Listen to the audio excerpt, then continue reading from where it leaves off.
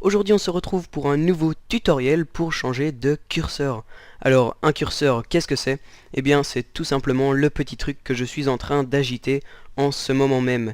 C'est tout simplement le pointeur de souris. Alors pour changer de curseur, on va avoir besoin d'un logiciel qui s'appelle CursorFX.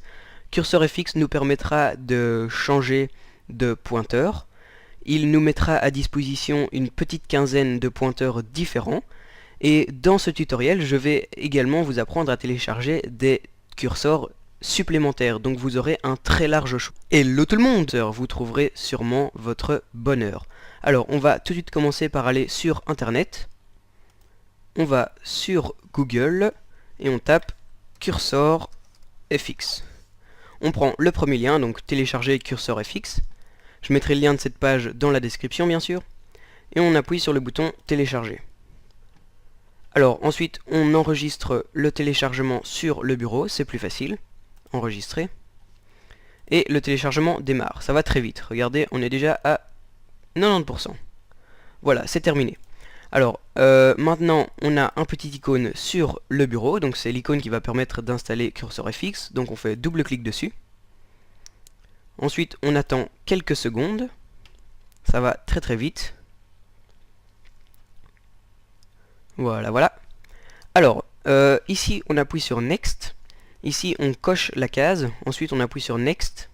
Alors ici c'est l'endroit où on va enregistrer Cursor FX, moi je vous conseille de ne pas changer, mais vous faites comme vous voulez. Next. Alors ici vous pouvez décider si toutes les personnes de l'ordinateur auront accès ou pas à Cursor FX. Next, Next, et voilà, c'est parti. Alors ça va encore une fois très très vite, hein. Voilà, c'est déjà fini. Alors, maintenant on appuie sur Finish et Cursor FX va se lancer. Voilà, voilà. Alors, maintenant on se retrouve face à plusieurs curseurs différents, donc une petite quinzaine de curseurs différents. Alors, si vous voulez en installer un, eh bien vous cliquez dessus et vous cliquez sur Apply. Vous attendez quelques secondes et voilà, le curseur est installé. Alors maintenant, si vous voulez en télécharger d'autres, vous allez ici dans More Cursors, vous cliquez, et ensuite vous cliquez ici sur le lien www.wincustomize.com. Vous allez être redirigé sur une page internet, et vous serez face à plein de curseurs. Il y a 258 pages. Donc vous avez vraiment un très large choix. Alors moi je vais prendre celui-là par exemple, donc Oberon 7, on clique dessus. Et ensuite ici on...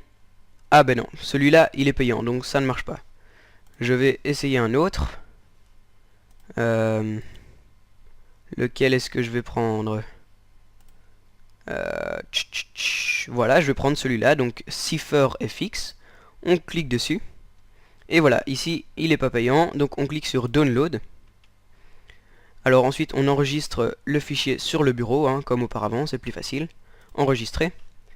Et voilà, on se retrouve avec un icône supplémentaire. Alors maintenant on fait double clic sur cette icône.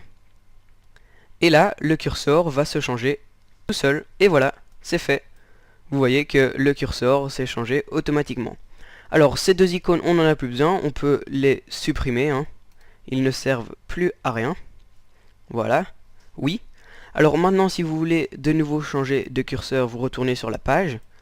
Vous allez dans My Cursor et vous reprenez par exemple Windows Default, donc le curseur de base. Hop, double clic dessus et ça se rechange. Alors ensuite si vous voulez supprimer un curseur que vous avez téléchargé, vous cliquez dessus une fois et ensuite vous appuyez sur la petite croix. Oui. Et voilà, c'est aussi simple que ça. Alors Cursor FX propose des sortes d'effets, etc. Mais pour les avoir, il faut avoir la version payante.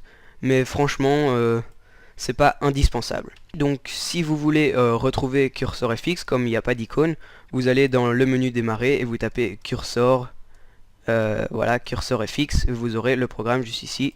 Vous cliquez dessus et il s'ouvre. Voilà, c'est aussi simple que ça. Eh bien, je crois que le tuto s'achève ici. J'espère que je vous ai appris quelque chose, j'espère que vous avez apprécié ce tuto. N'hésitez pas à écrire des commentaires, à me poser des questions, j'y répondrai avec plaisir. Et on se retrouve à la prochaine pour un prochain tuto. Salut tout le monde.